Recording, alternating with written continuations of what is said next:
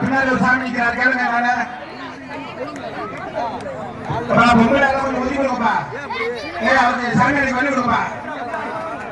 வாப்பா கை தருப்பா இறங்குப்பா இறங்குப்பா ஆஹோ பண்ணி கொடுங்க சாமி